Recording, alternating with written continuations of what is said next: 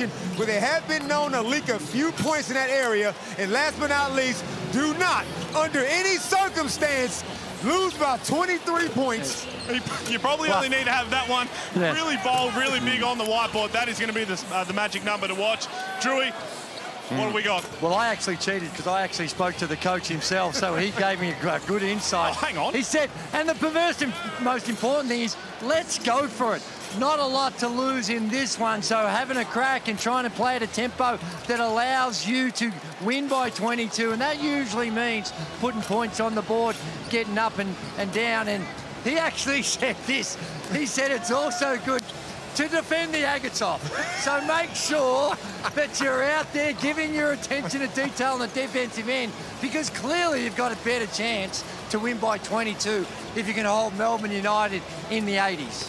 That asterisk is not leaving much to the imagination there, although that is word for word what Josh King said. We spoke a lot about it. Matt Hurt, virtually unguardable, especially in one-on-one contests. I've got it on good authority. He may already be down one, because it looks like he's lost the battle with the sun at some point this week. You wait until that warm-up comes off. There is some significant sunburn going on, but without Jack White, how do you slow this man down if you're Melbourne United? I don't know what they have to do. I mean, Kyle Bowen might get the job on him, Tanner Krebs.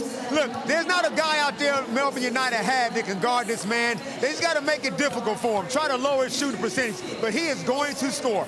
He is, and he's very efficient. Of all his points, over 12 are coming from points on the paint. At the start of the season, he seemed to be fading more to the three-point line, but as the season rolls on, he's became a beast down low. He feasted on Melbourne United the last time they played, and there's no doubt that they're going to go to him, provided he can get through after those third-degree burns from the sun. It's going to be a big test for Melbourne United. We know what it's all about in a throwdown. Two teams that do not like each other. Well done, gentlemen. Head over there for the commentary desk. One of your best. We know what goes down in the throwdown. You can throw out past results. You can throw out everything else. It doesn't matter. The only thing that matters is the next 40 minutes. It's one of the best fixtures of the round. Melbourne United take on the Southeast Melbourne Phoenix. We got two teams that shoot more threes than any other. Ian Clark in the starting lineup. Cashes that one early. In the ball, stop playing around. Why are we wasting our time here? Hurt. That'll hurt. It's good. That's the Sobe we know. It counts. He's Golding at the other end. He's starting to get that look in the eye. Look at him. And if he gets that look in the eye, and now he's talking a whole lot of trash to Southeast Melbourne, things are getting spicy. Oh, yes, sir, Jack. The lob to Gotta love it. Come on, baby. They were challenged against one of the league's best. And the Southeast Melbourne Phoenix rise to the challenge of their greatest foe once more.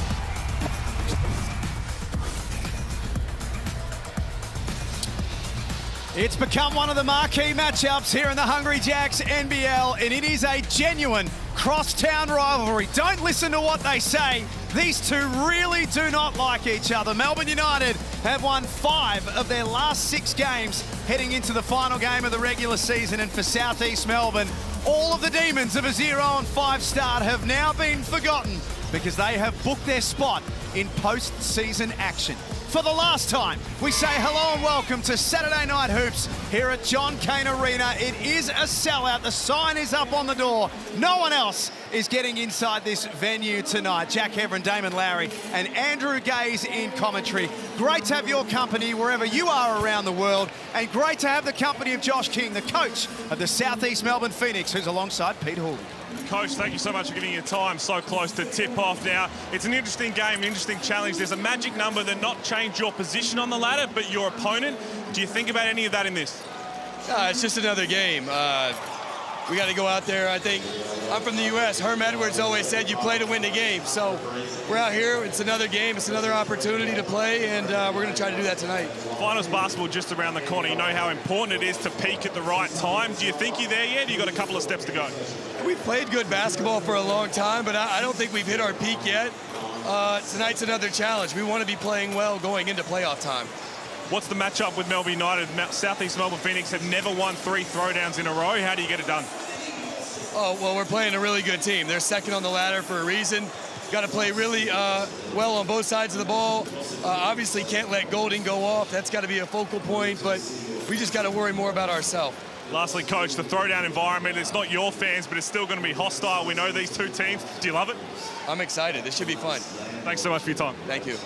It is going to be a whole lot of fun, this matchup, no doubt about that. And for Chris Golding, his numbers against Southeast Melbourne are better than any other team in the NBL. He averages 17 points a game. And Drewy, I'm sure that Melbourne would love to have a really, really good hit out from one of their main men leading into the final. Oh, my word, and he has been in fantastic form, Chris Golding. He's a big part of what they do, and when you look at some of the vulnerabilities, and there are not many when it comes to Melbourne United, sometimes they can go through stretches where they struggle to score, and that's where Chris Golding comes in, because he can make shots not needing a whole lot of structure. As soon as he steps over the centre line, he's in range. He's getting very good at those herky-jerky moves in the mid-range, can get to the rim, and of course his calling card is the 3-ball. Have a look at that one, and that was to win the game. He's averaging 3.8 field goal makes per game, which is extraordinary given the defenses that he sees. He's going to be a big part and a big challenge for the Phoenix. Damon, for Southeast Melbourne, we just heard from Coach Josh King. One thing about this team under his leadership is that the little things are the big things. And you go back to Joe Wieskamp and a couple of little efforts late against Adelaide, I'm sure that would have meant the world to the coach. 100%. He pays a lot of attention to detail. He preaches playing defense every second of the possession, and there are no giving up on plays. Guys are expected to get on loose balls, make that extra effort, and that's what Joe Wieskamp did that in that possession against Adelaide. Played both ends of the floor, ended up getting a block on one end, then finished them off with the layup up the other end. That is typical of a Josh King type of a team. If you have just joined us, there's Joe Wieskamp, by the way. If you have just joined us, the news is that Jack White will not be playing tonight for Melbourne United. We'll get some more on that with Pete across the course of the night as well. But the starting fives presented by Hahn Ultra Zero Carb, of course. How good. Still waiting for my delivery of those, by the way, too. Kyle Bowen into the starting lineup tonight in the absence of Jack White. And he's coming off a really good game, which we called last week against the Adelaide 36ers. He can shoot the ball, although the shooting techniques looks a little funky. If you don't respect him from there, he can knock it down. And, of course, he's good around the rim. And for the Phoenix, they've been pretty settled with their starting lineup in recent time. Matt Hurt's the start, but who would have thought Owen Foxwell would be the starter at the start of the season in such an important game? Yeah, anybody who's known Owen Foxwell know his history, even as a junior. This dude does not lack belief in himself. It was only a matter of time. He's matured into this league, and he's giving Josh King everything he wants from a guard in the backcourt. It is a sellout tonight for Throwdown 28, the final game of the NBL 25 regular season. And if the Phoenix can win big, it might be the difference between travelling to Perth and your first playing game being here in Melbourne. Vaughan Mabry, James Gregool and Brad Henshaw are the three men in charge of Saturday night hoops. What an atmosphere inside this venue too. Melbourne United home game. There's a lot of green in the crowd as well. Here's Wieskamp from the baseline. Left that first one short. And I reckon this game too is one that handled not having Derek Walton Jr. really well, but with the defensive backcourt that Melbourne United even have in place, and a terrific start to the game with a beautiful backdoor cut by Chris Golding and the extra drop-off pass, and Kyle Bowen gets himself going with a two-hand stuff. But not having Derek Walton Jr. probably sticks out a little bit more in this game than it has in some of the others. Geordie Hunter over the top of Rob Lowe, who is foul prone. He is. I like to see Geordie Hunter being aggressive in that situation. He doesn't often take a lot of shots, but in a game like this one, he needs to be aggressive. Jack, you can't swing a cat in here, man. You can't change your mind in John Cain Arena. Well, you wouldn't be able to get a cat in anyway. I'm sure security would take the feline off you before you try to get in, but I get your point. That's a loud, big crowd here. Illy, baseline. Another easy bucket for Melbourne. And a great shepherd by Rob Lowe, keeping Geordie Hunter on his back. Cliche that finished that easy bucket as Nathan Sobey gets himself on the line and one. That's what he does, and sometimes he does it to the detriment where he's going into traffic, there's three guys there and he just tries to bully his way through. But this was just a really good use of the body. Comes in, There's the swipe down by Lowe. That's what the foul was called. And great strength and ball control by Nathan Sobey to get to the cup. 22 points last Sunday in their win over Adelaide. He was plus 19 in that game. 26 points, I should say. Here's Rob Lowe, wide open for three. And Sobey takes care of the rebound. In transition. That's the sort of shot you're talking about. Well, that's the sort of shot, I guess, if you're trying to win by 22 and you're prepared to have a crack at it, you'll take. But that's unfortunately the consequences. You miss it, they get the rebound, your defensive transition is not in ideal position, and they take advantage of it. But if you're having a crack at trying to win by 22, those early threes are probably more understandable in a game like this than some of the others. Wieskamp kicks it back out to Sobey. Shot clock at 5. He'll have to shoot, Wieskamp. Got it away, and that's off the side as well. Southeast Melbourne, 1 of 5 to start the game. Turnover. And a free possession for the Phoenix. So Wieskamp kept playing. Missed the shot, but then created a steal, got himself a bucket. And Drewy, yes, they need to win by 23, but you can't win by 23 in the first quarter. You're gonna have to grind this thing out. I would like to see Southeast Melbourne Phoenix just play normal basketball for now and let the game unfold. And then if you get a crack at it late, then you start to go for it. No, that's true and a valid point, but that shot that Sobey took, it has been somewhat normal throughout the course of the season. Now, I think there are times that that's probably ill-advised. We get your drift.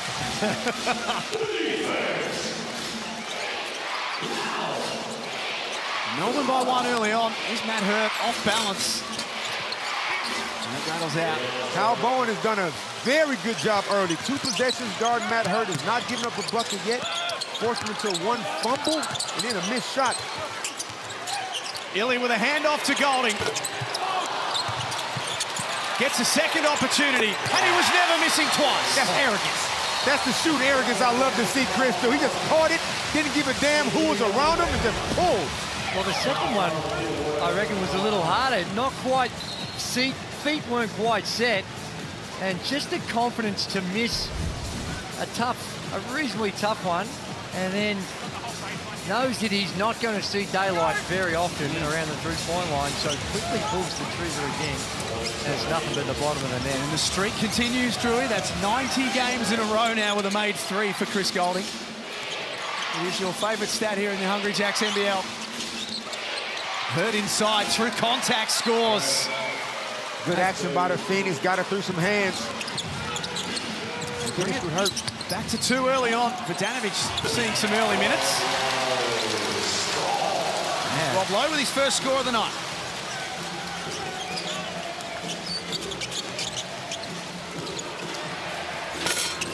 They have had an interrupted preparation. My understanding is that there's been a bug go through the Phoenix team, and they've had a few guys missing, and I believe the coach as well might have been suffering a little bit throughout the course of the week. So hasn't been ideal preparation for them. Shea Ely with a job early on of trying to stop Nathan Sobey. Monday night is the Gazies, of course, as Shea Ely checks out of the game. A catch with some first quarter minutes. There is Shea Ely, Defensive Player of the Year last year, Damon. Does he go back-to-back? Back-to-back straight jackets. Yep, he is the reincarnation. Not the reincarnation, he's Damo still with this. But yeah, his defense is just so good to watch. A one-man wrecking crew. So I can't see him not going back-to-back. Sobey with the left hand. Well, one of his probably closest contenders to it is his backcourt buddy in this guy right here, Matthew Dellavedova. Score. There's Flint Cameron also in for a look in his first term. Golding catch and shoot. And the Phoenix must win tonight. Guard by 23 or more. That's an offensive foul. James Grigul right on the spot. Thoughts? Good job by Flint Cameron. He picked it. He saw the left to right coming, took it right in the chest. Yeah. That's a charge for me.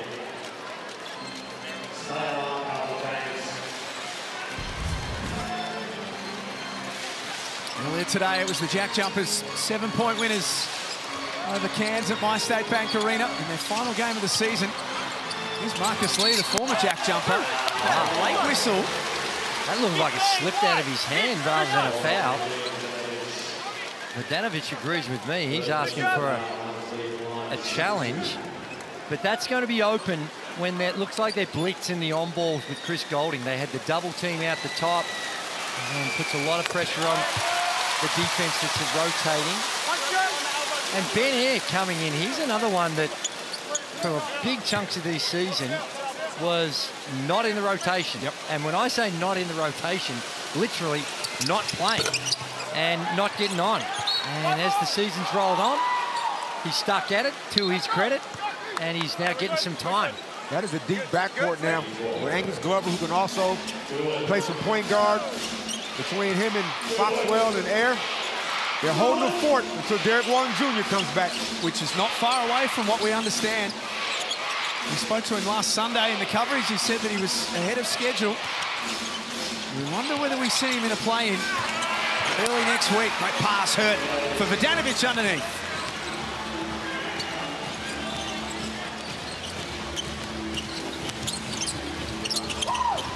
Chilier out there, Golding out there too. Flynn Cameron, Lee, Dellavedova, holding off balance, can't knock it down. Sobey, Air, Vodanovic, Hurt and Glover. The 5 on the floor for Southeast Melbourne.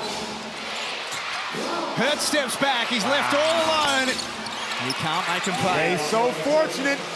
That pick and pop, Matt Hurt, he hasn't made him pay yet, but the way they're defending that is not good so far. 31% across the season. From outside, Matt Hurt, Dellavedova, his feet inside for a Ketchalier.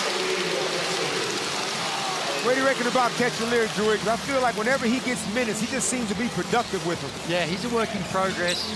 Had a really good NBL 1 season with Mount Gambier last season. He can shoot it. He really can get going from the three-point line. As can that guy. Bit streaky, Nathan Sobey, only at 31% from the three-point line this season. But that's, you got to respect him. He can really string them together. He sees a few go in. Score's locked away at 14. Over 3 minutes left. Flynn Cameron from long range has been finding minutes hard to get in the last few weeks. That'll help his cause. He'd be one that's interested to see what happens in free agency. I'm not totally around if Ben Air gets one to go off the glass. I'm not fully up to speed. Check the Amy replay. Yeah. Sobe gets an easy catch and shoot. He's never, ever, ever turning that one down.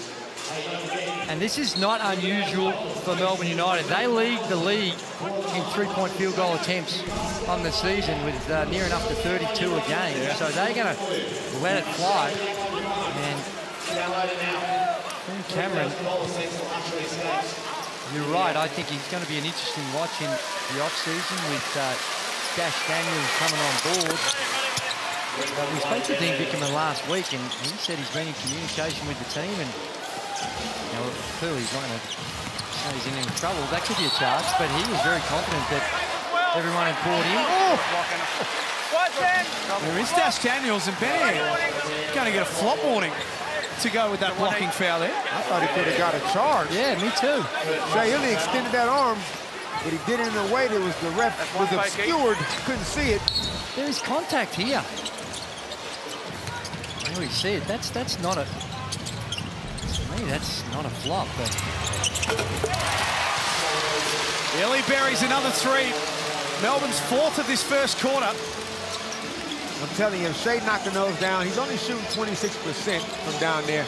But he doesn't shoot, he doesn't hesitate when he shoots. He shoots with confidence. If he's making that shot, and you add his penetration and transition, he's just become an offensive weapon. It's Benny Air. A running Reese Carter. hey, I wasn't aware that that was in the trick bag from Ben Air. That was nice. Got 5 points. Little mid-range jumper for Tanner Krebs. yeah, you talk about Shea Hilliard, and we mentioned it in the pregame. I think his scoring is really important. He's getting out on the break here and just accumulating. He's perfect from the field. 4 of 4. He's got the 9 points in this season. career high in scoring in 11 and a half a game. Tom Danovich steps in. Only a minute 47 last week against Adelaide. Another guy that whenever his number is called, he's ready. These two trading buckets in the opening quarter of throwdown 28. Ketchalib taking his turn. You said it, Drewy? No, he can do that. That's when he gets his feet set. He's a player that's going to be around this league for a while. That's a goaltend. The ball hit the backboard. As soon as he hits the backboard, any contact with the ball is going to be a goaltend. And Marcus Lee just a little late trying to protect the rim. Yeah. Sometimes it's tough, the bang-bang play. Look at this extended defense by the Phoenix can cause the turnover. What Josh King was screaming for, Malik Lewis. It was blocked. And a foul on Kyle Bowen. Kyle Bowen is being his ass off at the moment. Unlucky. If I was a guy, if I was a coach that liked to burn a challenge in the first quarter, I'd do it. But this is in the chest, all ball. What do you reckon, Drewy? That is all ball. Now, the only thing, when he's elevating, there was a little contact on the elbow, but certainly the hand on the ball was clean. So it's one of those 50-50 ones that probably better to keep that challenge in your pocket. Lewis is an interesting study this season as well. He's gone from a starter, a big-time contributor, and the last 5 weeks really hasn't had the same impact. And looks like to me, looks like he's been down on confidence, particularly with his shot. Looks like he's also been in the weight room, too. He's a big boy, isn't he? NBL's Next Start program this year, which Dash Daniels will be a part of next year. Here's Tanner Krebs on the wing. Malik Lewis takes care of the rebound. Phoenix trail by 1 as we tick down to the final minute of this first quarter. Angus Glover had his pass deflected. Foxwell threw it up there with the right hand. Different lineup on the floor for Melbourne. Tanner Krebs walks into the 3. We all know Tanner Krebs can knock a 3-ball down, but to dribble into it in transition, it was a 2-for-1 situation, though. 21 blue, grab across the chest. And just back to your point earlier, Jack, we're all kidding ourselves if we think Dash Daniels is not playing next season. Oh, he's playing. He is definitely playing, so that backcourt has just got a little bit too crowded. When you hear about the New Zealand Breakers talking about, as we see the young man there, New Zealand Breakers want to bring some of their people back home. Wouldn't be surprised if Flynn is one of the first phone calls they make. Shot clock at 7. Glover from outside. That ball short. Ricochets back into the hands of Foxwell. Josh King calls for one last meaningful possession for Southeast Melbourne this quarter. Foxwell misses the roller. Krebs dives on the loose ball. It's still available. Melbourne come up with it. Oh, low on the floor. Glover's got to find it and try and shoot. He can't. That was a sloppy old end of the first quarter. Bodies down everywhere for both teams. Angus Glover ends up in the front row in the Reebok seats. And it's Melbourne who are in the front row early. They lead 30-26 in Throwdown 28 here in the Hungry Jacks NBL.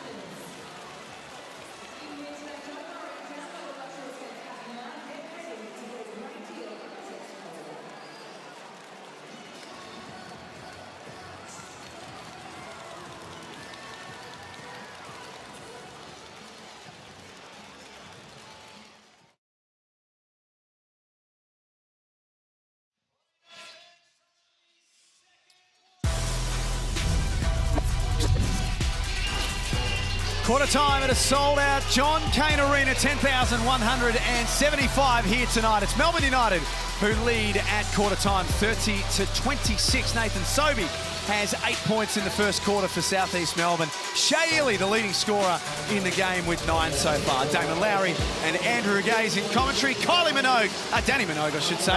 You can't say Kylie around the Perth fans at the moment. Oh, gee. In the house. Mason Cox is in the house. Tones and I, as always. Yes. She looks pumped for Saturday Night Hoops. Mason Cox has some game about him back when he was a basketball player. Oklahoma State played in a big conference. Yeah.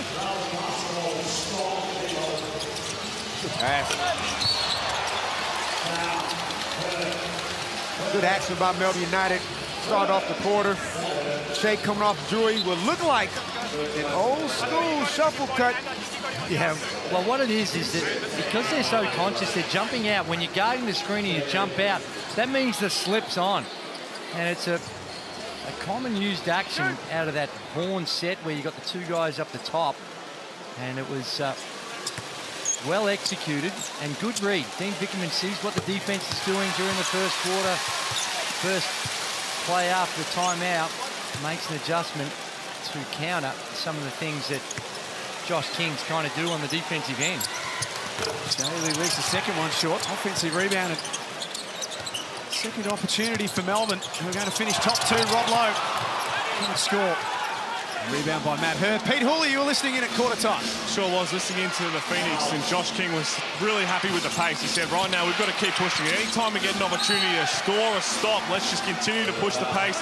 Also put a lot of emphasis on getting a hand to Tanner Krebs in this lineup. And boys, I tell you what, I get a lot of sources, a lot of info. It's not always accurate, but my source about Matt Hurt's sunburn and tan line, that is less than ideal. Peter Hooley for Hahn, you're spot on with that. That's a genuine T-shirt burn, that one. Looking like Krusty the Clown out there. Rolls and scores. He's not in Minnesota anymore.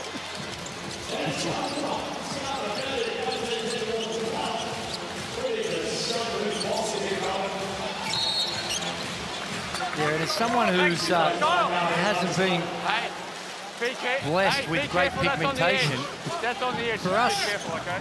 Number one. people that are a little pasty, Yep. that has an even more painful impact. I would When you get in the shower, that stinks. Oh man, that's not helpful. And I'm right there with you. I'm a chance to be burnt tonight under these lights, to be honest. And the pushing and shoving he's doing with his arms would have an extra meaning today. This pass, Illy for Kyle Bowen, who's playing a role in the absence of Jack White. Is he ever? Great penetration and fine by Shea Ely, but man, Kyle Bowen, he's just going leaps and bounds. He's just always in the right spot. Got a nose for the ball. His confidence is growing. You can tell from game to game. And what a luxury for Dean to have, just in case when Jack comes back, he's not at 100% or he's off for whatever reason. He got a lot of confidence in this dude. Now that's true, and it is good off-the-ball movement, but that is just what ball watching on defense. No help whatsoever, no awareness, and an easy two that turns into three.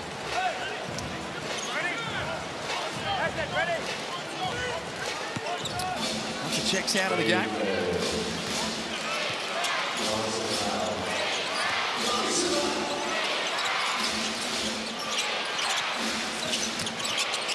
Matt Hurt trying to back his way in on Rob Lowe. Slipped out of his hands for damage. Scored from underneath as well. And that's a pretty common play the Phoenix like to run for Matt Hurt, where they set him across screen. He's got a decision to make. Does he use the screen or come up to the top? But yeah, he hasn't been able to get into an offensive rhythm just yet. Krebs misses out. Bowen first time around. Hurt just got a little piece of the ball over the back. Get out of jail on that one. That should have been an easy two for Melbourne United. The defense of the Phoenix has really dropped off to start this third. And when that's the situation, it's so critical to be able to keep that scoreboard ticking over as Foxborough gets a cheap one. They've had some problems down this end. So for those playing along with the live ladder at home, Let's go. Melbourne United cannot lose by 23 or more. If they can take care of that, or of course just win the game, they will finish second and avoid the play-in series. And we've got a coach's challenge here, Damon Lowry. Yeah, Josh King wasn't happy with it. He said, Owen Foxwell goes, nah, we need to look at this one. So Josh goes, what the hell? Well, Josh, what he did is he's putting his faith in his players because he didn't consult the video review team. He just had some faith. That They're going to win off this one. stakes. Yeah, easy one. Yeah, that's pretty straightforward, that coach's challenge, with thanks to Amy. That's going to be a successful one, which means that Owen Foxwell just stays in the good graces of the coach. Yep, he keeps his equity intact. He's trustworthy. Him and Vodanovic, because Vodanovic was a part of it. They have a look at the live ladder. There we see the Phoenix, and as we keep repeating, because of that percentage, really not going to make much difference to them. It's going to make no difference to them on their position, but it will make a difference of their opponent. That's if right. they're able to get the win. And that change of opponent means they don't have to get on that plane and travel all the way over to Perth in a quick turnaround too. Tuesday night, I'm heard it's. Is that right? I've heard some murmurings around that it's going to be early in the week. We'll find out more by the end of tonight. Now, Kyle Bowen wants a coach's challenge. Ooh. Video team of Melbourne having a look at it. Oh. All right. We're getting a big rectangle or a big square signal from Dino. Kyle Bowen.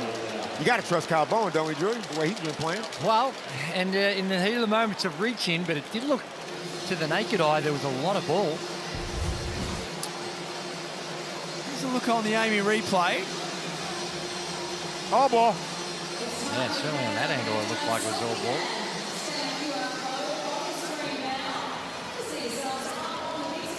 That's not the angle we want that one. And that challenge, like the last one, is going to be successful. So Kyle Bowen wins the faith of the coach as well. There you go. Kyle stays in the circle of trust. How did Melbourne United approach this game, Drew and David? We saw last night with Illawarra that and Justin Tatum was adamant that they won't be resting players, that they were going to have a good, solid hit out. They had Trey Kell and Darius Days, who were injured to some extent. Melbourne have gone in with a full lineup tonight, except Jack White. Do you just start to play around with minutes in the second half? I think so. I think it's you want to protect your main guys. Although, having said that, Melbourne United, if they finish second, are going to have a big chunk of time. It's almost 3 weeks they're going to have off. So, which, given Jack White's situation, is going to be helpful. But I think you're less concerned about it on the basis that you do have that 3 weeks to prepare your semi-final clash. That is not ideal. Both the Illawarra and the Hawks and Melbourne United, they wouldn't be overly thrilled with a 3-week break.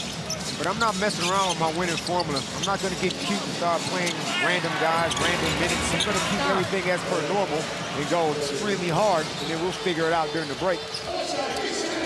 By the end of tonight, we'll know, obviously, the combination of the top six. Shea Illy took it upstairs and Jesus like that shit. very nearly put someone on a poster. Hurt at the other end. Is fouled by Illy, who'll pick up his second. I love the aggression, though, of Shea Illy. Where did this come from? I call that sneaky hops. He was high enough, just wasn't quite there. He was complaining about the contact, a little bit of contact with the body from Hurt. The only way that's a foul is if you make the dunk. Then I'll call the and one for theatrical purposes. Come on, Dave. I think you've got it around the wrong way. Because clearly the contact interfered with the shot. Now, that was one of those 50-50 ones, I think. You know, there's a bit of contact there, but we've seen that call go unwhistled a lot.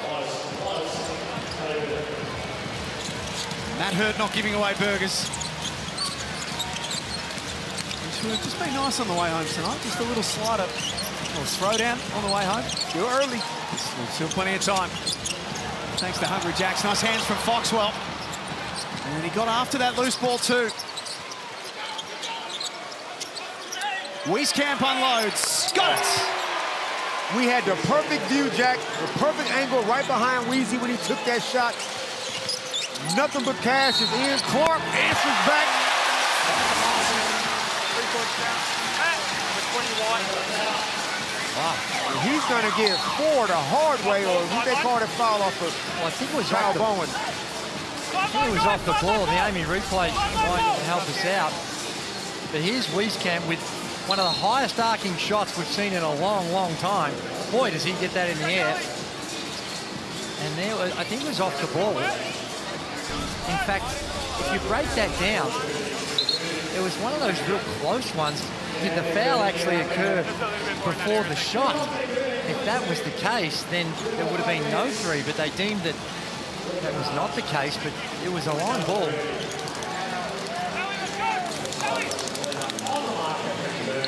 Nathan Sobey sits down. 8 points, none of which have come in this second quarter. Melbourne leading by 3. Clark pulls up. Marcus Lee helps it on its way. Is that a pass? Yeah, it was. He's smiling. He is smiling. Maybe that was an assist. We'll give it to him. Just a generous little tap in. Danovich to the corner. No good. Rebound by Tanner Krebs. Golding and Akechalier come to the scorer's table to check back in. Dellavedova sent back by Hurt. Then Hurt runs the floor and gets rewarded offensively. And his transition plays like that would drive Dean nuts. Come down one end, kind of turn the ball over, or get a blocked shot, but then you got to get back and protect the basket, which they didn't, resulting in an easy 2. Southeast Melbourne have not led at any stage in this game so far. And it's 5 on 4, I should say. Ian Clark a bit slow to get up. Wieskamp, nice footwork. Can't make it count.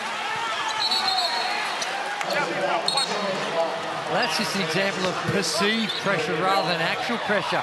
Wieskamp did everything right, got around, and with Marcus Lee working behind him, he short arms it and misses one that he should make. Yeah, Marcus Lee doesn't get a stat for that. It's not a block shot, but he definitely affected it. He scored it. He scored it. Behaviour warning for Josh King. He seemed a happy man pre-game. He came over and had a chat, but he's not liking what he's seeing at the moment. Wieskamp, short deep. That's well short. What kind of air is that, Jack?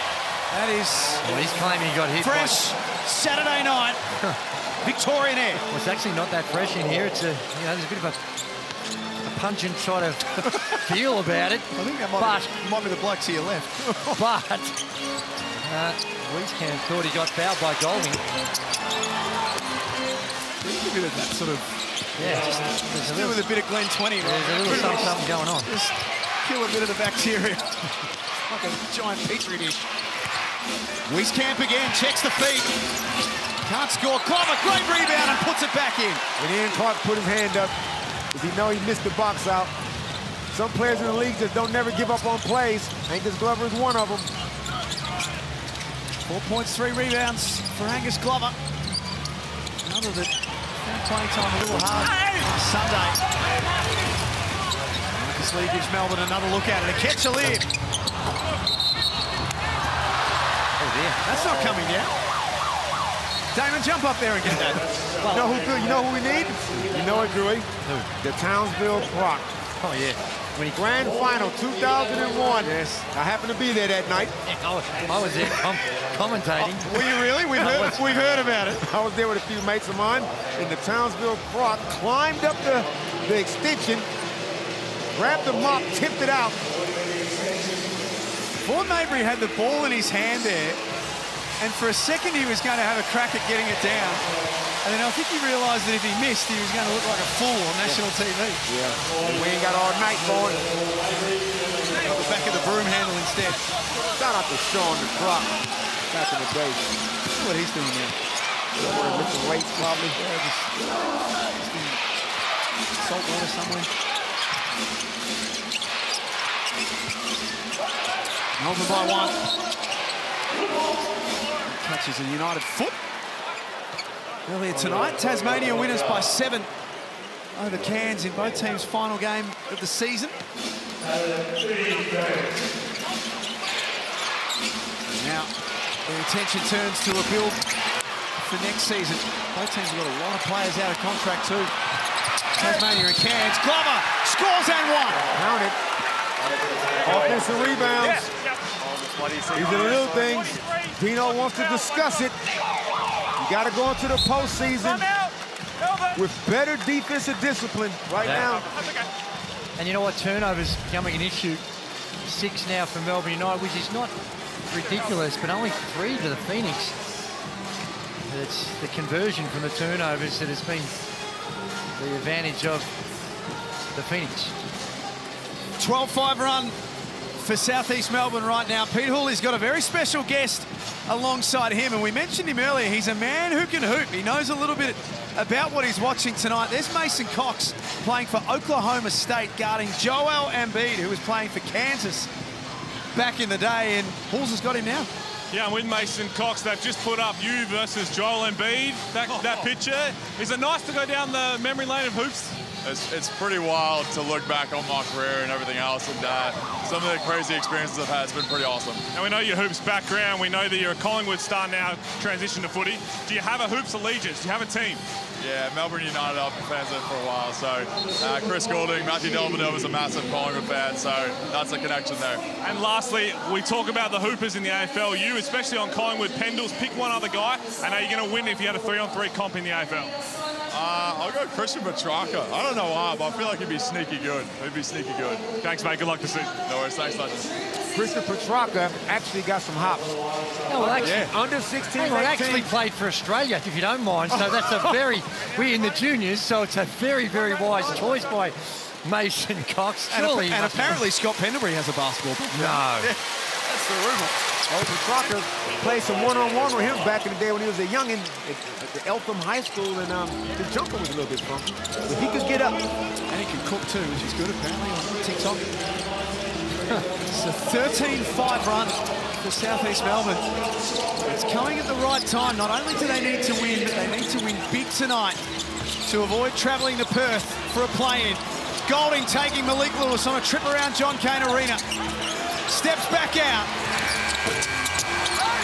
There's Lewis with the rebound. Now, Drury, that possession right there, NBA GMs are looking at Malik Lewis. The way he just defended the ball screen, his Ben Air tees went up no good.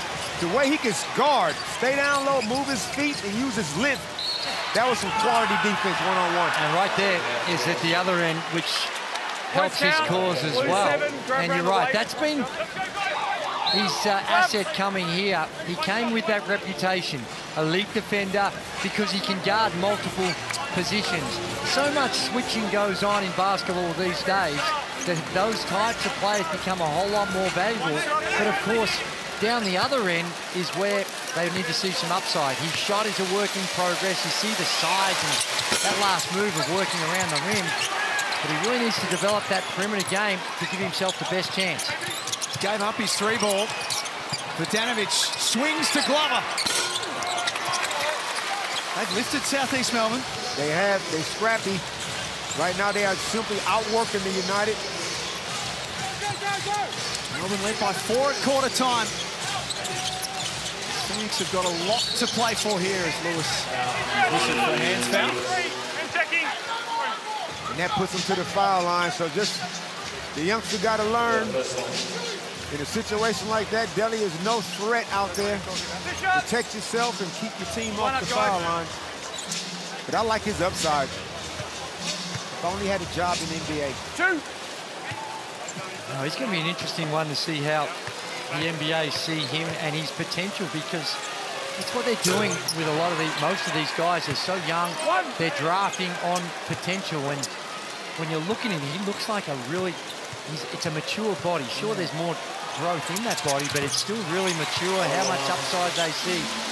It's going to be a big part of the question on where and if he gets drafted. Some good minutes in this second quarter. Josh King's turn to a bit of a different lineup. To give it a little extra scoring punch for Danovich. For air in the corner, right in front of the Phoenix bench.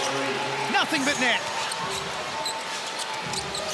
But Danovich with the penetration and kick. It's plus 12, Tom Vodanovich. He's time on the floor tonight as Damon takes another bite of his Hungry Jack's burger. What's Todd Vodanovich shooting? He's in New Zealand somewhere.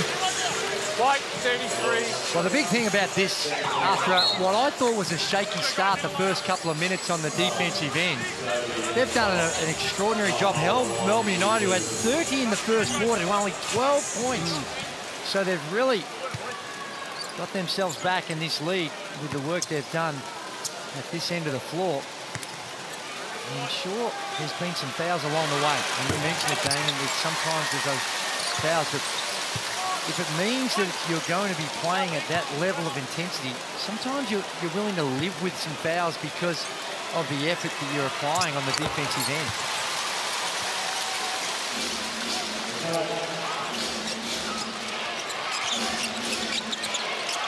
Nathan Sobey back out there. Angus Glover sits down.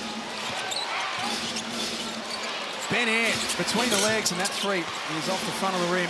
Damon Lowry throws his head back. Yeah, that wasn't a great shot. It was a bad shot. It's just like a turnover. Even though that's a shot, the Ben Air's going my bag. Let's go, line up, please. Let's go. Shea Illy took full advantage. That's a veteran move by Shea Illy in transition. And the whole time, yeah, he was throwing it up, trying to make it, but his priority was to try and draw the foul. And he got the whistle. The art of drawing fouls, Drew, not as easy as it looks, is it? No, there's certain subtleties about it. And a lot of it's got to do with your ability to read the defense. And when they're out of position, how you can drive into their legs like you often did. Or how when you're shooting, you can kick your legs out like I often did.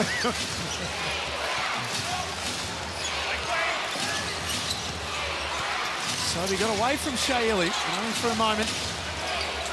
He closed the gap. That is as tough can get.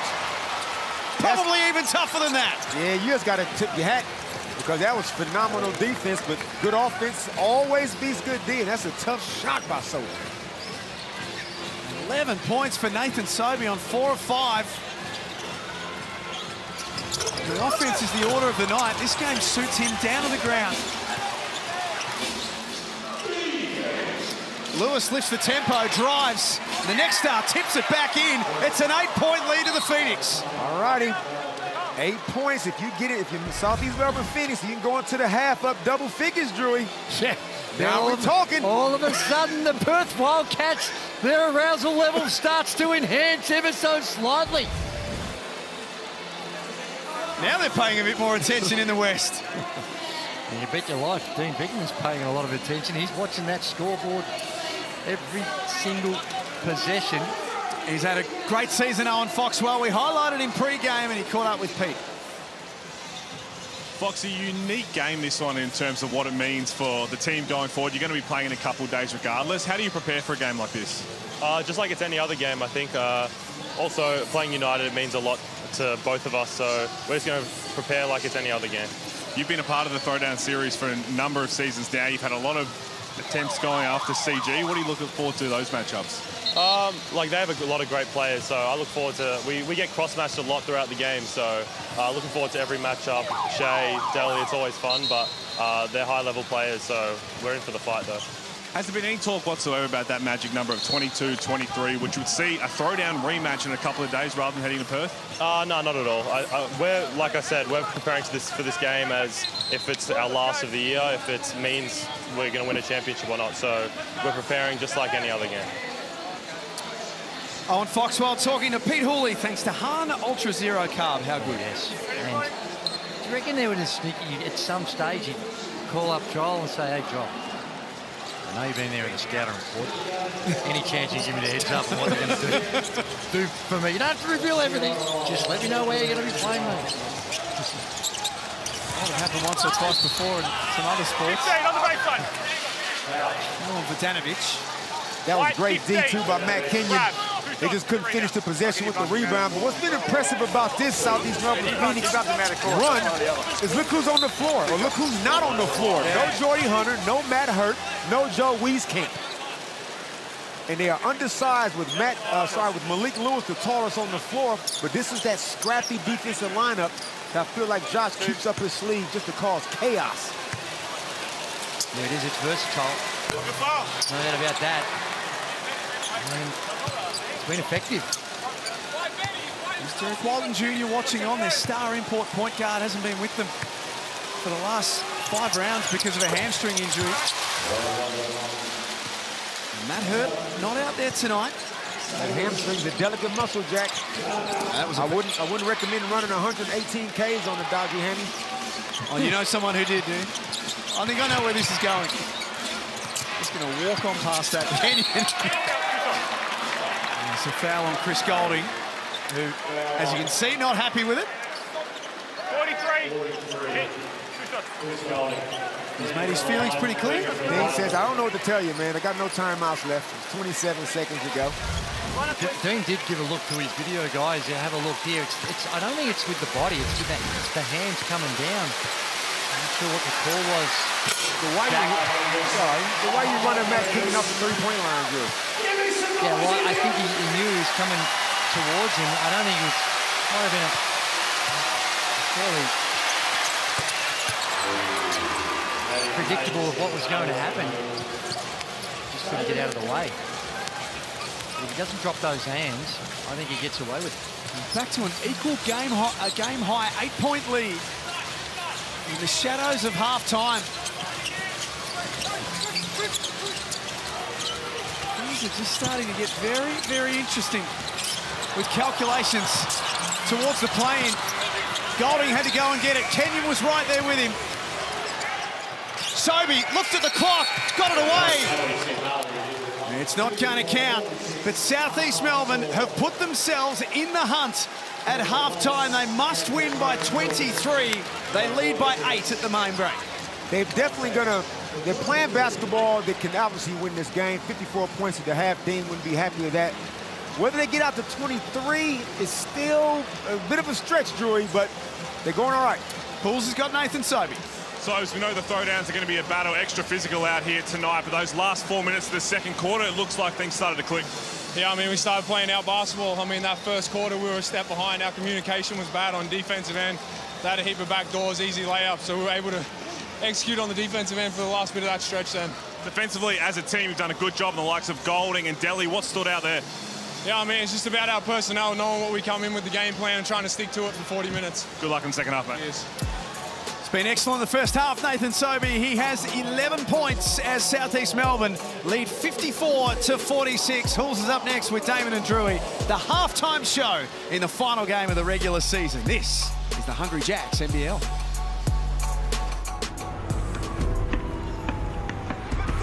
Two on the clock. 14 points, 4 boards for Jesse Wagstaff, and an excellent catch. Up to 39. Kings have had enough. Take your game from the local court to the big time. Step onto an NBL court after the final buzzer. Backing local ballers is just the beginning.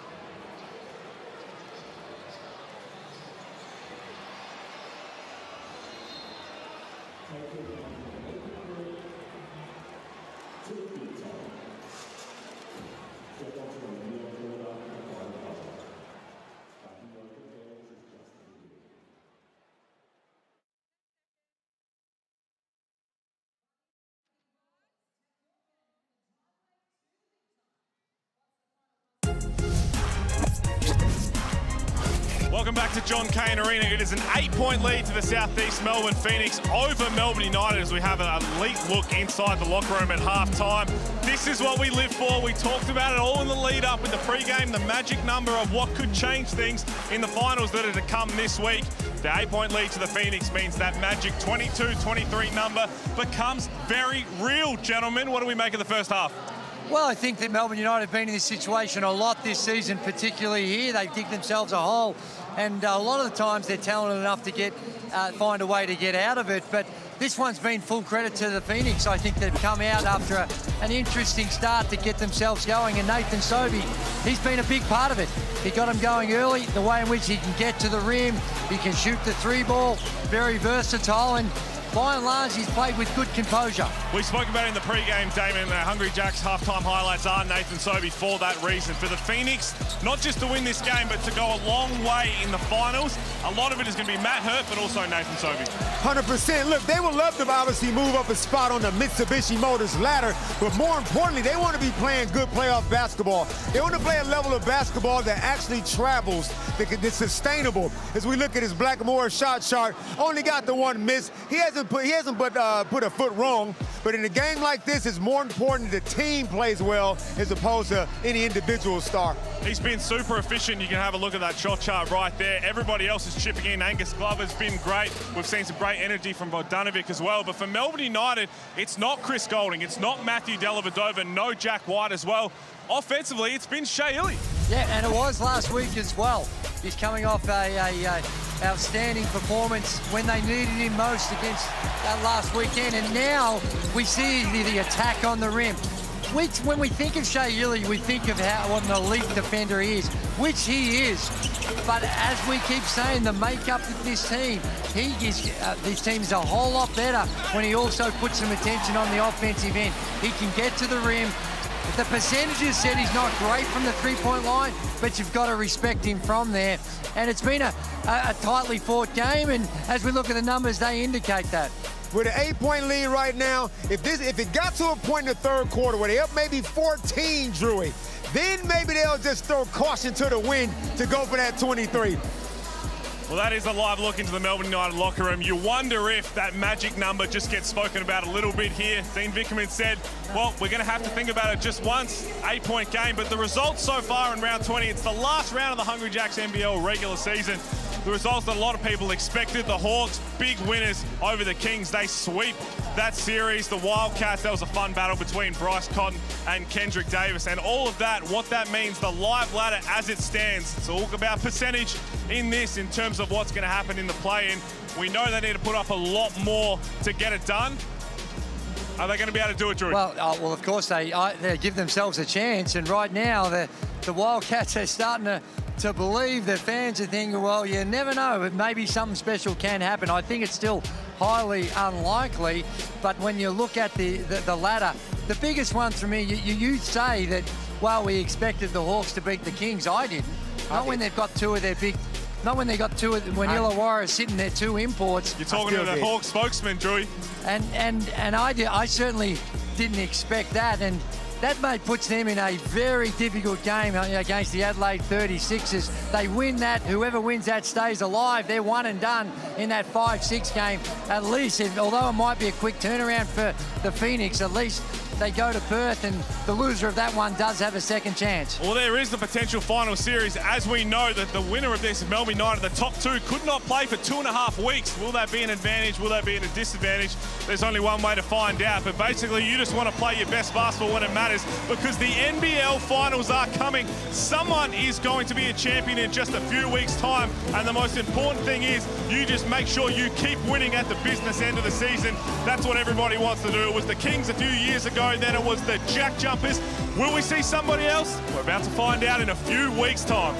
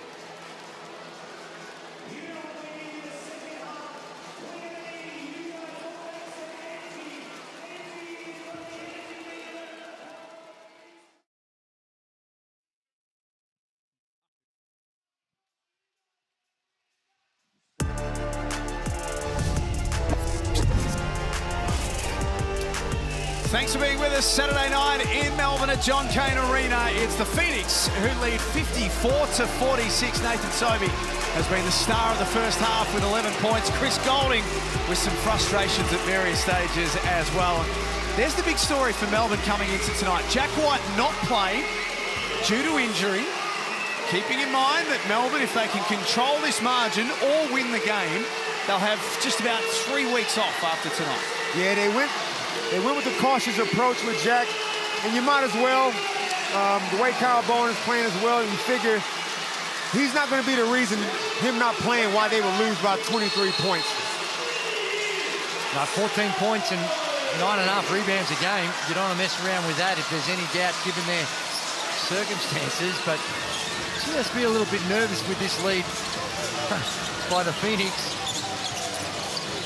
wonder whether it's given the Phoenix crew. Here's Hunter. Score over the top of Marcus Lee. That is an ultra late whistle. I just wonder now, with the margin being at 8, Damon, and 23 being the magic number, whether they really have the greenest of green lights now from Josh King to really go for it. Not just yet. I wouldn't have thought not just yet. I'm going to wait and see at the end of that third quarter. That'll tell the tale. If they still at 8, it's probably too far to 23 to get there. But again, they just got to play good basketball. And I'm liking the way just then, you don't see a whole lot of it, Drury. And they got post-entry in a big man and a big man battling, and Jordy getting himself to the stripe. And they have a better chance of getting there by sticking with the system. Now, you might speed those systems up, but rather trying to reinvent a new way to play, just stick with what you're doing and try and play at pace.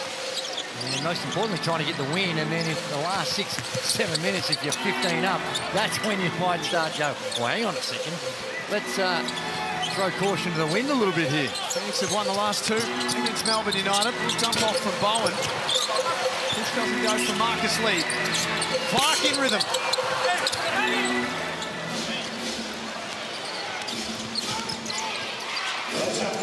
Foxwell trying to rip baseline. Clark. A block has been called. And the points are going to count. Gee. That was going to be an interesting one to see on the replay. Have a look at this. Slides his feet. That's a bad angle. Bad camera. Give us another camera angle, please. It didn't look Camera 4, please. Didn't look like he had great position. I think the question is, well, did he extend the elbow? And on that angle, it didn't look like there's a little bit, but not a lot in it. To me, that's a no call. So the lead is 12. The plot's starting to thicken here at John Cain Arena. And we hate drama. We live for it. We live for it. Kyle Bowen gets on the end. This is another easy deuce. The goal tonight from Jack White, as we highlighted. Some extended minutes. It was excellent last Saturday in their win over Tasmania as well, Kyle Bowen. His best games in Melbourne United colours. Golding got it back. Offensive rebound by Lee, and then he's fouled by Foxwell. And that's a good foul on Foxwell. He's read the scouting report. He sees Marcus Lee is only shooting 56% from the foul line. Yeah. I don't know where that is going through his mind at the moment, but the outcome is that he sent a relatively poor free throw shooter to the free throw line. But that's when you see Chris Golding, he had both Geordie Hunter and Matt Hurt guarding in that possession. And they switch out, and to me, that's where he settled for the 3, and attack on the rim was probably going to be hard for the defenders to contain. I had Hunter first. And it's unlike Chris, I mean, we all just know that Chris will shoot 18 to 23s a game, but right now he has not attempted a 2-pointer. And he knows how to get on the rim. Well, he had that one block, but he might need to get himself a couple easy layups to soften up the D for those 3 balls. All-NBL first teamer last year, Chris Golding. Runner-up in the MVP voting as well. And of course, the Gazies in Melbourne on Monday night. Now, you talk about Chris and the lack of 2-point field goal attempts. That's not unusual. This season, he's averaging 14 field goal attempts a game. 10 of them are coming from the 3-point line. So, you know, quite put him in the category where he gets a nosebleed if he gets inside the paint, but he's sort of heading in that direction. It's a little unusual. Okay, all right. It's by accident.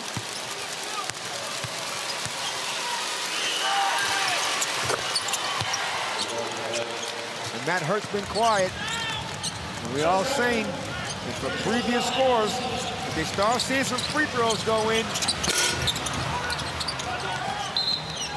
28 when the teams played in round 12. He broke Melbourne's hearts in that game. And James Gregool came over from the other side of the court. Yes. Pretty convinced. The 2 closest officials had no idea, but the furthest official away, he stepped in, and he wanted to go right. Paul Mabry's officiated a gazillion games here in the NBL, but James Gregool, you better. Hurt swings to Sobey. That's good D-trans by Melbourne United. And right now, Chris Golden is frustrated.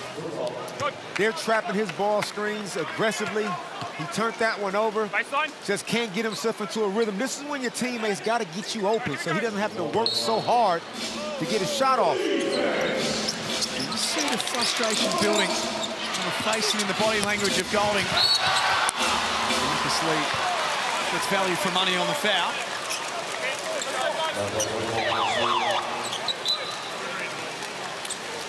Lead by 11. And credit to the Phoenix. They're just executing.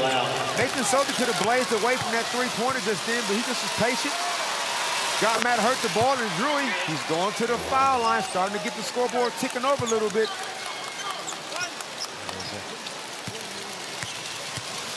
Strong look. Disgust.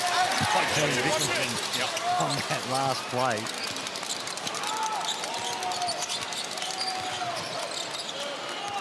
Nice offense, Melbourne. Much better. Well, it is, but that is just horrifically bad defense. Wide open on the on-ball screen to go to the ball. Not a great ball pressure and no rotation. Wide open, low.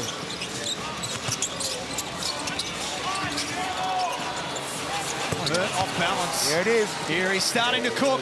There it is. Did he get away with a double dribble then? He got it knocked out of his hands. But that Dirk Nowitzki one-legged thing that he's got going is Kyle says, feel that. You take the deuce, I'll take the triple. He's backing it up from last week. 12 points, 4 rebounds. And it's Kyle Bowen's contribution to Saturday Night Hoops. And an offensive foul as Hunter puts Clark down. Yeah, you know, they're going to have a look at this because players are just running into screens now because they're so sensitive. If we take a look at Bowen knock down the three. Geordie Hunter sticks, he does. He sticks it and it's the right call, but it's almost compulsory now to flop on the as you're running into screens. Now that one there, he stuck his butt out. I'm not trying to say that wasn't a foul, but certainly the exaggeration put on by Clark is something we're seeing very often.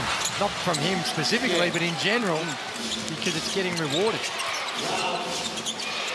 Both teams not having their best shooting nights from outside. Hurt lost it. Clark flies up the other end. Nice D from Wieskamp. Made life difficult. And good D down here on the other end from Kyle Bowen. Just making it difficult. Matt Hurt is putting the ball on the floor. He's just getting a little hand in there just to kind of deter him a little bit. That's a nice duel we got going between those two. 9 points is Southeast Melbourne's advantage. Patient Shayeli drives and scores.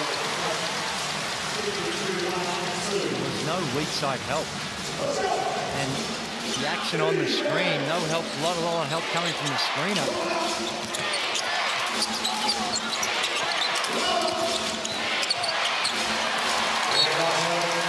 Hands up, Jacks, with us. The turnover Phoenix, and the last 2 minutes, it's starting to turn back in the direction of Melbourne United. And Melbourne United not going to go away, but they got to be thinking right now, can we even just beat Southeast Melbourne Phoenix? Forget about the 23-point thing. Can we just beat them? Spot on.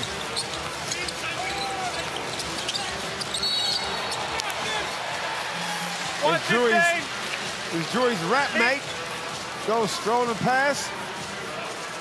Lance Stevenson just walked into the building. He was a man that was fearless out in the court. Terrific player in the NBA. And famous for blowing in the ear of LeBron James. Yep. Here's Golding. That's the three that he's been looking for. Only a matter of time. A 12-point lead has disintegrated down to just 4. United have clicked into gear in quarter number 3. And one thing I like to see Matt Hurt do is pull Kyle.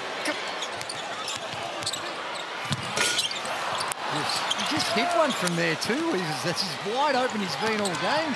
Kyle Bowen, he just hesitated. They go back down to Matt Hurd. He's got the size advantage here on Dellavedova. And got away with a foul. Here come United. Delhi head down to the basket. Got it. Timeout. Yeah, Johnson's had enough of that. Matt Hurst missed a couple that he could have made. Melbourne United punishing him in transition. It's a 10-2 run right now for Melbourne United. And they have steadied the ship with a tangerine timeout. 4 minutes 50 remaining. This game has calculations and permutations towards what the play-in series looks like. And this incident last night involving Jalen Adams of the Sydney Kings, Damon, could very well have had the same sort of impact for the 5v6 game. He got caught up with Wani Swaka-Labulik, has accepted the early plea and the $1,500 fine, which means that he will be available next week for the Kings. I mean, when you see the word gouge next to the word eye, that's not good. I thought he overreacted. Like Tyler Harvey on that play pushed Wani into him. And Jalen was just kind of walking off, minding his own business. And they were former teammates, former championship teammates. But unfortunate to see him react that way because he's normally pretty calm and cool. And I'm glad there's not going to be any suspension because I don't think it warranted that. There is Andrew Gay's rapping partner, Lance Stevenson. Yeah, and mighty fine tune. I wasn't across all the lyrics, and you might want to just be a little cautious with the kids around when you play. Just maybe have a listen to it first, but a very nice beat to the tunes of Lance Stevenson. And I believe he was here for the Summer Hoop Fest that's going on here in Melbourne. And apparently Drake made an appearance today as well. So that. It's all going on. 600 NBA games. More Lance Stevenson. As Julie said, famous for getting under the skin of LeBron James. And a few others. And a lot of other things. And a lot of other players too. Great to have him here tonight. Little turnaround from Dellavedova. Ties it up at 63. That is only Delhi's second bucket of the night. Brings himself up to 5 points. He's got the 5 dimes. But when Delhi sees a situation he can bully you in the paint, he will not turn that down. Ben Air trying to change Southeast Melbourne's fortunes. He travels. Pete Hooley, you were listening to Josh King. I was. He was really calm and composed during that time, and he was telling everybody just to take a deep breath. We're good. And it's funny, we were talking to him pre-game, and all of us, the number 22, 23 in terms of getting that result, they're still not even worrying about that. They just want to play their best basketball, win this game, win another throwdown, and then look forward to next week. Pete Hooley with all the insights with thanks to Hahn. And I reckon they've looked a little fatigued this quarter. Ben Air and Matthew Dellavedova exchanging words on that play. And like I said, they did have a virus run through the team during the week, and perhaps that's starting to take its toll, but the energy levels haven't quite been there. Dellavedova taking over in this third quarter. And now Ben Air a little unhappy with the landing as well. It was 2 years ago, Jack.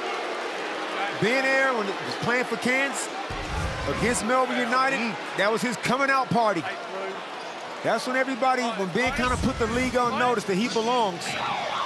Well, I don't think he meant to do that, but he got underneath Ben Air. Went down to help him up, and Ben Air wasn't having any of that. Yeah, that's the thing these days. They don't like fraternizing with the enemy.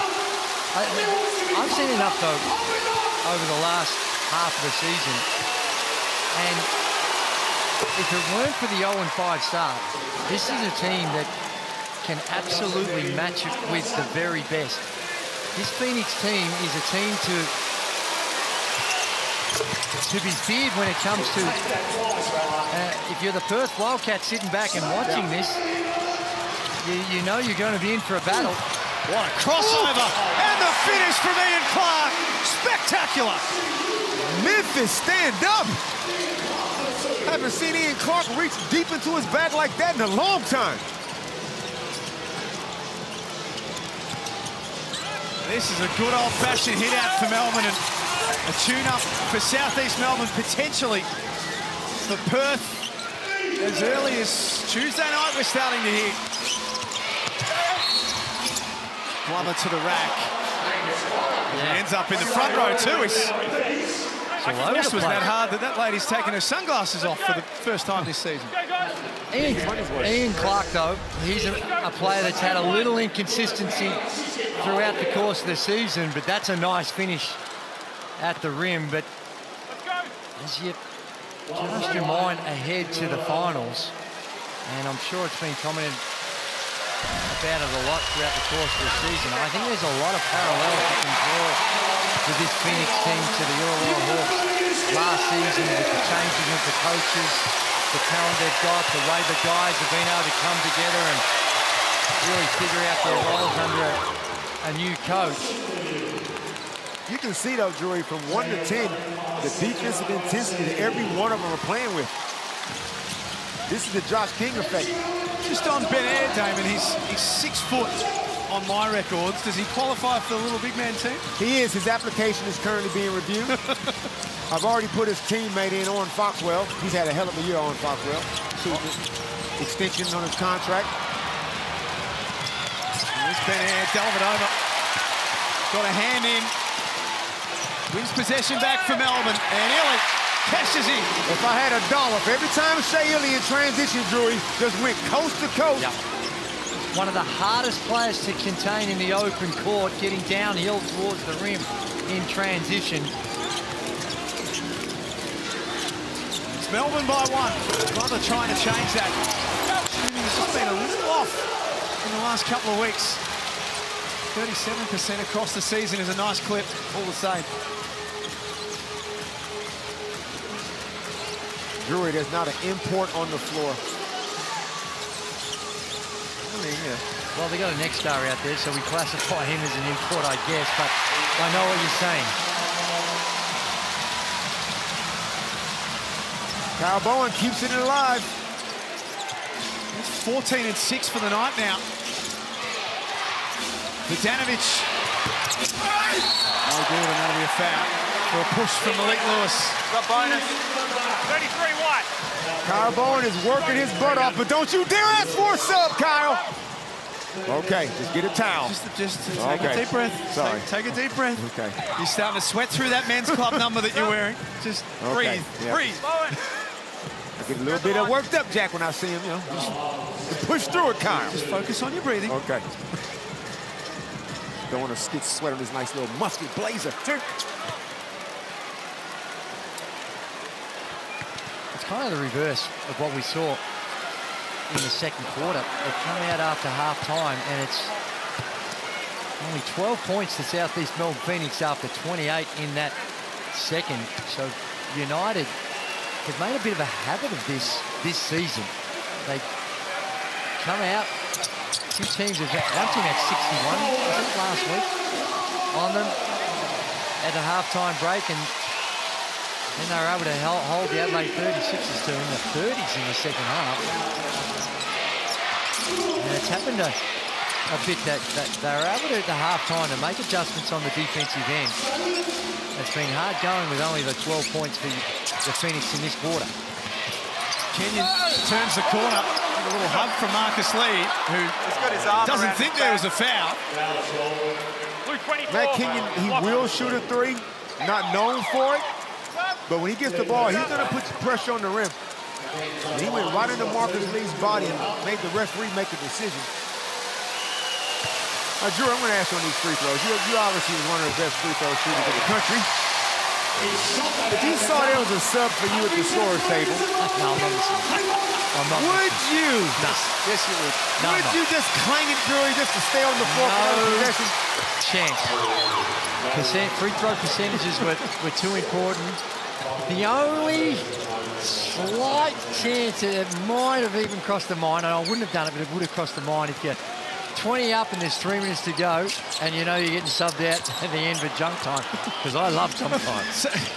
Somewhere Leonard Copeland's watching going as if Drew was ever coming out of the game. Malik Lewis, that is nice. Tough. Great finish. We needed this. I think Malik Lewis needed a game like this where he's able to get out in the open floor. 8 points now, 3 of 5 from the field. 5 rebounds as well. He can make that number 6. The energy levels You can see that in him. There's a collision. I think Clark ran into the shoulder, Malik Lewis, and come off worse for wear. He's definitely come off worse for wear here. Just an incidental collision. Well, I think it was more accidental than anything. Popped him into the mouth. Oh, the shoulder into the jaw. Kind of happens. Kind of the There's same no time, clearance. you get the extra Ian Clark's not bleeding, but he did pick up his 4th foul. So we will see him again. But these are quality minutes by Malik Lewis. Yeah, 3 of 9 for Ian Clark. He's got the 7 points in the contest. He's going to go back and just get the teeth looked at. Get the jaw. Get the jaw looked at as well, but yeah, no, he'll be all right. Melbourne back, Southeast Melbourne back in front for the first time since midway through his 3rd term. I can't see anything. Can you see The anything? likelihood of these two teams seeing each other again, Jack, in a semifinal. Where was the collision exactly? They're playing with some playoff intensity right now. And there is a possibility, depending on crossovers and whatnot, there is a possibility that we do get a Melbourne, Southeast Melbourne collision in the semi-final series. We'll get all the brackets up a little bit later on post-game once we know where everyone lands at the end of this. Cameron back out there for Dellavedova for 3. Kelly started all of that. He was probing along the baseline, made the extra pass. It ended up back to him. And he hits his triple. Wieskamp at the Southeast Melbourne end responds in kind. My goodness. That's a 2 for 1. It's the only explanation we could give for that quick trigger.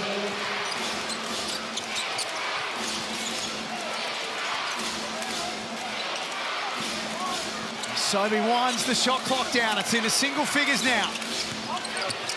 Guarded by Flynn Cameron.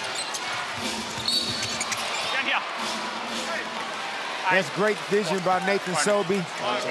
He saw the defense, he saw they were sagging. I saw Owen Fox in that corner. I thought to myself, will Sobey be able to spot him? He knew where he was.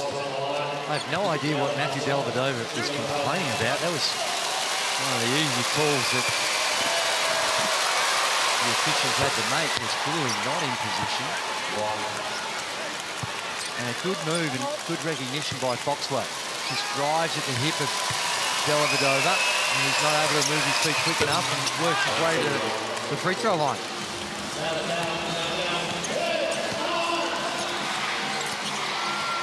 Shaylee has got to get his skates on and get things moving, and that's exactly what he does.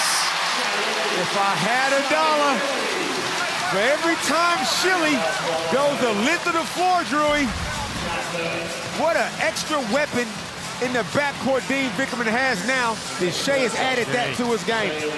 Not sure that there was a whole lot of contact on that, but he works his way to the free throw line for the extra bucket.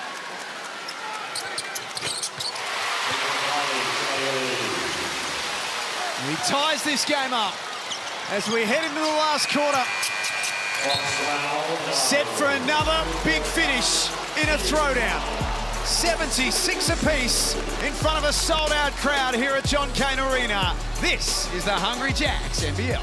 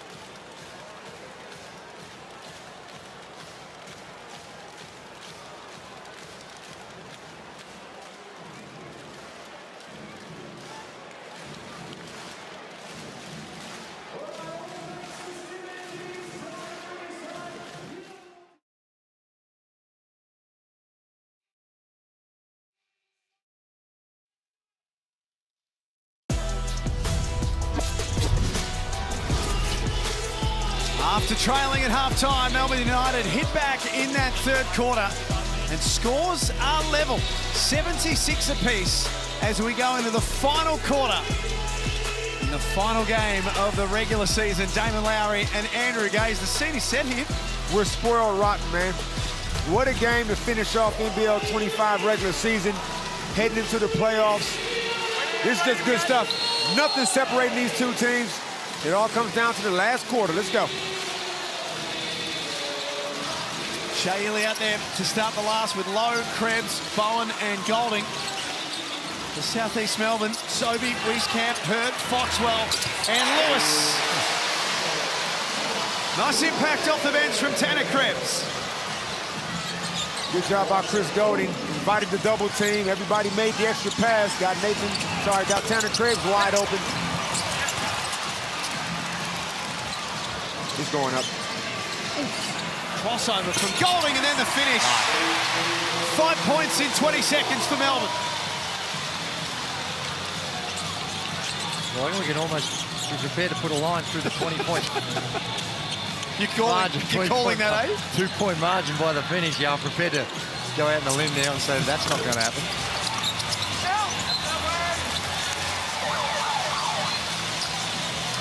So what happens next in that case? There's Ian Clark, who put the knock to the mouth in the third quarter. How do both teams go about this? Well, this now becomes almost a training session. Obviously, both teams want to win, but they're going to get through their stuff. Offensively and defensively, they want to be playing as sharp as possible. That's the mentality now, because Tanner Krebs gets himself another easy one. Teams just want to be solid, Jack, heading into it now. They know who the opposition are. United going to have a bye, and Phoenix will be waiting.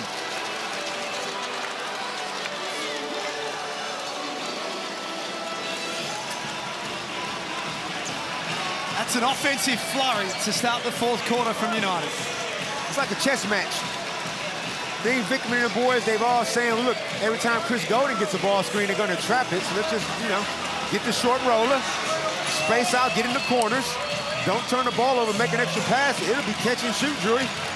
There it is, and they've come out and got the response that they wanted. And got a couple of easier baskets. And you look at Phoenix, and they just get a sense that they're starting to get a little too hot. And they don't have a whole lot to play for other than who their opponent might be.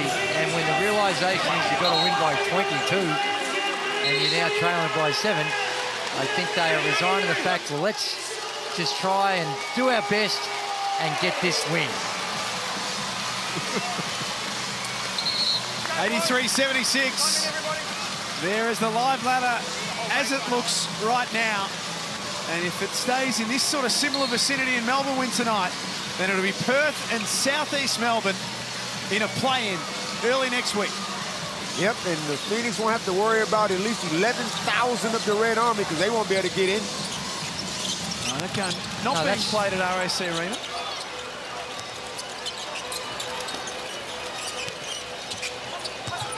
Wieskamp gets into the painted area. Blocked by Lowe, but illegally. 51. Hit down Lowe. Call on Shea Ely, though, not on Rob Lowe. I was going to say, because Rob Lowe would have every right in the... It doesn't matter for the challenge. I didn't even see Shea get him. I think he swiped at it. Doesn't like it because he thought it was going to be called on the block. It was down low, and Shea Ely just swiping at it might have got a bit of the arm.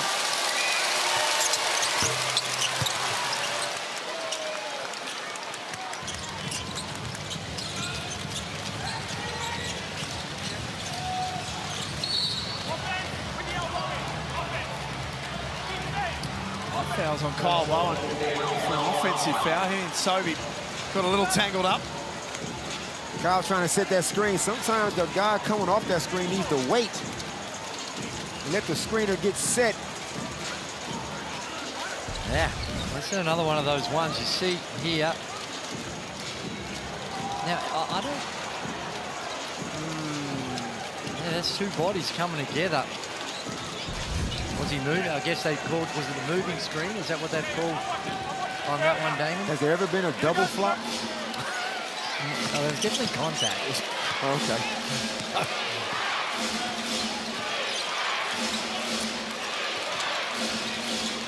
Foxwell got beyond Tanner Krebs and rolls it home. It's back to 3. Tanner Krebs slow to get up. Sorry, Rob Lowe is slow to get up. He caught one into the midsection. Julie, we've seen a lot of these ghost screens being set and then guards turn the corner getting downhill. A whole lot of that didn't exist back in our day, but now it's quite common. Defenses don't know whether to switch that or show aggressive because guys are flaring out shooting those 3 balls.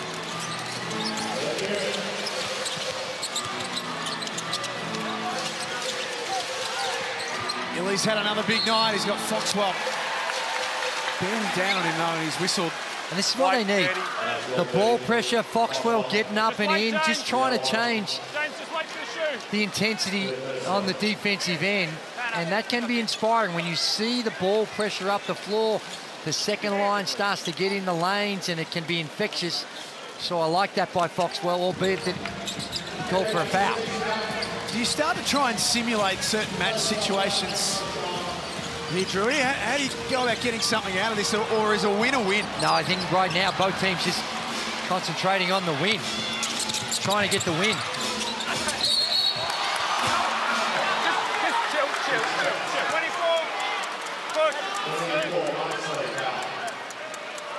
Jordy might have just slightly tweaked an ankle.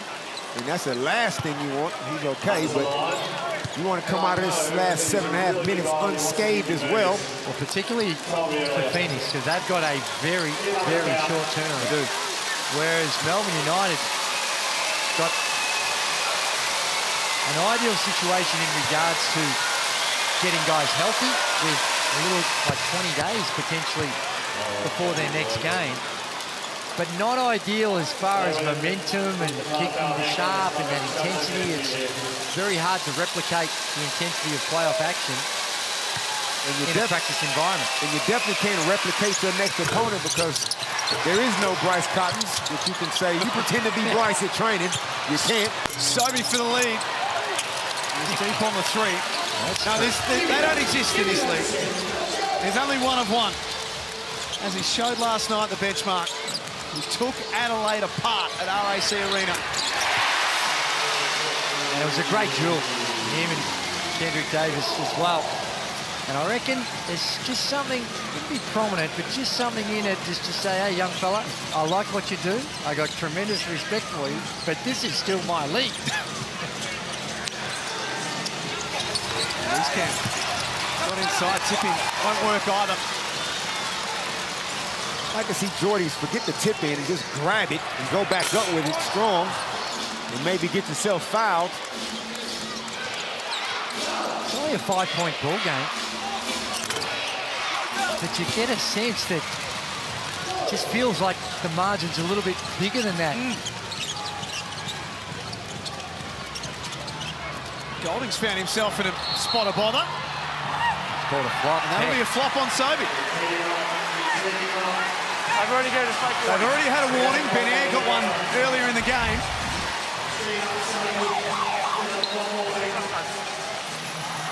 There's no doubt that's a flop. Already had a fake warning. He's only getting it because there's already been a warning. It seems harsh, but those are the rules, and judging by that replay, was perfectly adjudicated. This is going to be a 5-on-4 anyway, so you give up the 1 point and then reset your D, but sometimes the ref can let that go. Just lay down. If you want to lay down and take yourself out of the play, then... Well, that's true, but that was... Judging from the follow-up, he'd want to be careful not to get another one. Nathan Sobey. Dellavedova's had an excellent second half. He's into double figures for the night. 10 points, 5 assists, 3 rebounds. Delly's one of those guys that I don't think he gets too phased about how he's tracking from quarter to quarter. Matt Hurt gets an easy one. He's just going to keep playing. He'll take his opportunities when they present themselves, and sometimes he'll create them himself, but he's just going about it.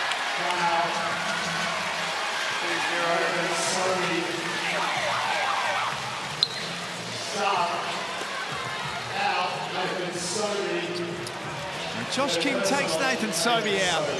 Might be deciding that discretion's the better part of valor for one of his stars. Yeah, he might see Sobey getting a little worked up, although Sobey did have a smile on his face.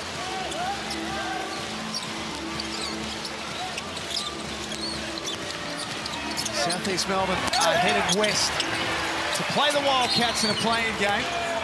Melbourne travels. Meanwhile, Melbourne can sit back and chill and play a bit of golf and relax. I think he's still got 3 timeouts left, so he's decided to burn one now. I reckon this one's probably more got to do with, well, I need to use one before the 2-minute break.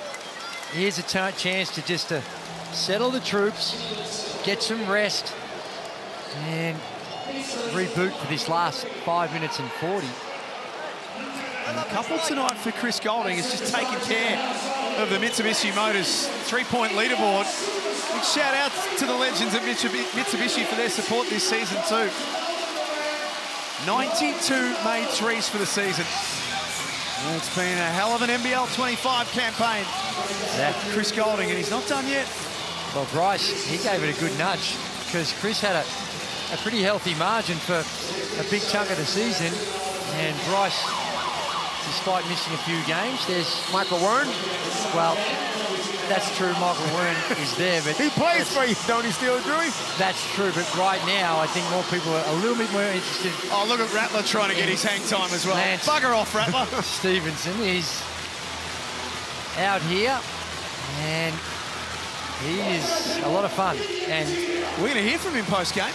And when you think of, 560 or whatever it was NBA games, there is some bling around his neck that represents the rewards of playing 560 odd games. You didn't get the same rewards for your 7,000 NBL games? Not quite to that level. But just as joyful.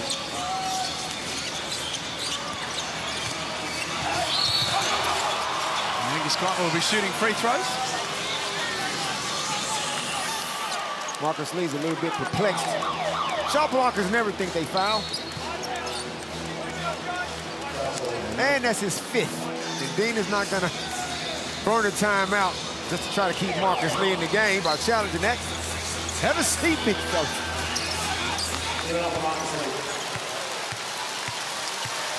5 fouls, his night is done. Oh, my. Free throws. They've left a few out there tonight. They've been to the line, that's their 32nd free throw attempt. They've made 23 of them at 72%. Melbourne United, 12 of 19. And burgers, courtesy of Angus Glover, to the entire state of Victoria. Pointer is the code word for a cheeky throwdown on the way home. Hell yeah. After the throwdown. Tell him tell him the club sent you.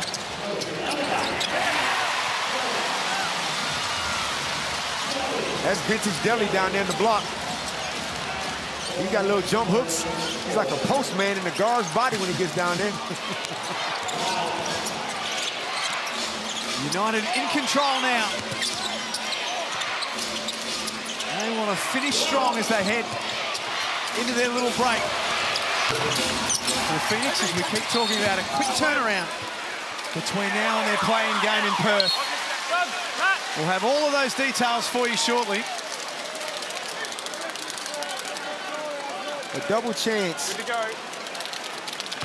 Playing out of the old Challenge Stadium, if I'm not mistaken. What is it called now? The HBF? HBF. They're going to try to turn it into a cauldron. Hopefully the Phoenix go to the right venue. Derek Rucker at Hoops Fest got his Uber to take him to HBF, which was a soccer stadium, about 40 minutes away. Well, that's what he told us anyway. The least Kylie Minogue could do is do one song wearing the Bryce Cotton jersey. There you go.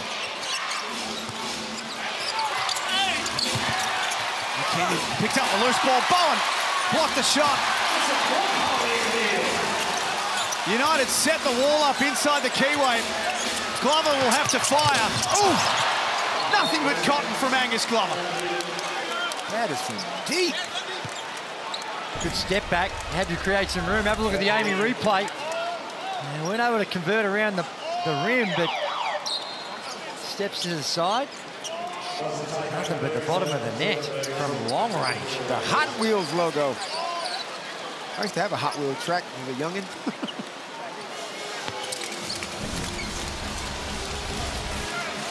Tom Bogdanovic out. Majuk in for his first minutes of the night. This is his fourth game of the season, former Melbourne United player. Technical foul, 21. We've already given a delay game. A delay of game, technical foul, so One shot. they get another chance from the free throw line. Looks like Ben Ayres is going to be the one to step up, and because it was a personal delay of game, technical on Ian Clark, that goes against his personal foul tally, and he fouls out. He's like, what kind of rules are these? And again, it's because they've already had a delay of game warning.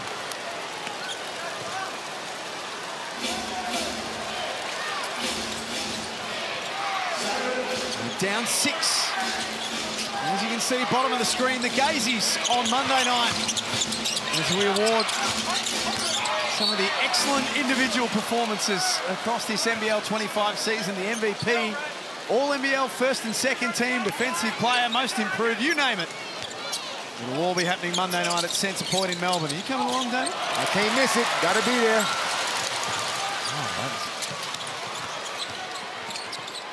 Very expensive turnover on the inbound pass. Joey, everybody's giving their first team All-NBL. Haven't heard yours. Well, just to this game before that, you know, I say this respectfully for Majuk, but given that he's hardly played all season, I think Josh King may be just conceding this one, but it's only a 6-point ball game. Yeah, he's not in the All-NBL first team. Hardly seen any court time all season. Hey, Drew, they asked us all to give our first All-NBL teams. I haven't heard yours. Here's Golding. He might be in it. Well, he's going to be a candidate. I think Matt Hurt's got to be in there. You've got the two guards with Bryce and Davis. And I think Chris Golding would be stiff to miss out. I was part of the nomination committee, so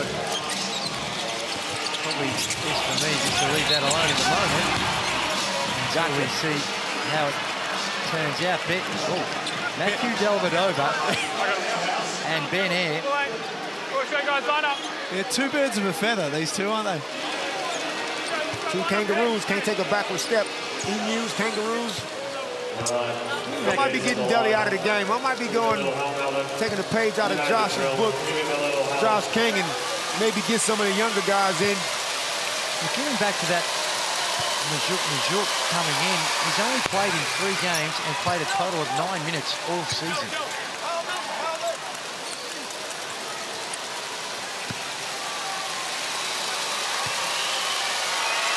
Championship at Melbourne in 2018. Yeah, been one. Was a Tasmania Jack jumper as well? Was a Perth Wildcat. Yeah, he was. For a little bit as well. 3-time champion in the Hungry Jacks NBL. Final 2 minutes coming up. Melbourne lead by 7. They look to lock away a top 2 spot.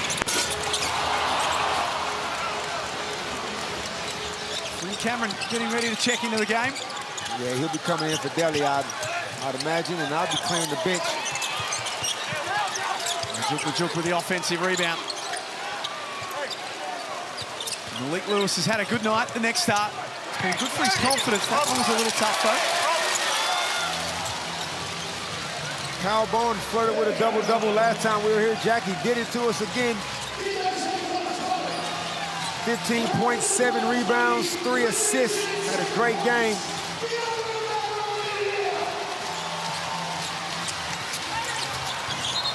Krebs a little out of control. That's no foul. It'll be a Phoenix ball. So both teams turn to their benches now. Aketchalia comes back in. Matthew Dellavedova's night is done. Rob Lowe's night is done. And Luke Rosendale, the Echuca Flyer, in for the last minute and 15 seconds.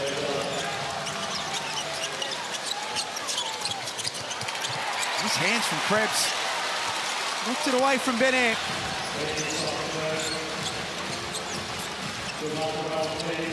Melbourne charging towards victory.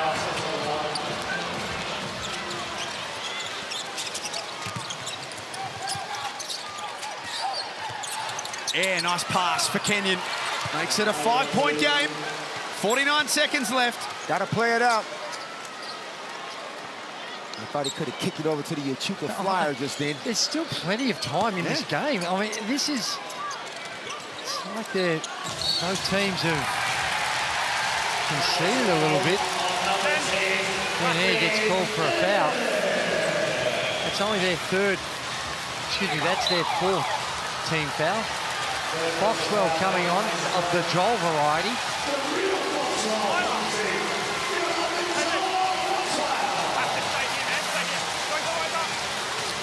We're seeing Joel Foxwell for his 8th game of the season. And he's not the last of the Foxwells. There's another one running around. Under 20s. Who can also play as well.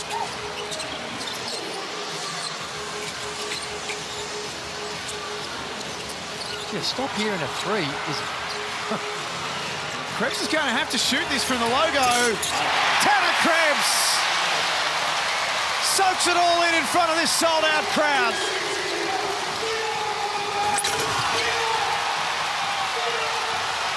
Now the party can begin for Melbourne United. Joel Foxwell scores. Big smile on his face.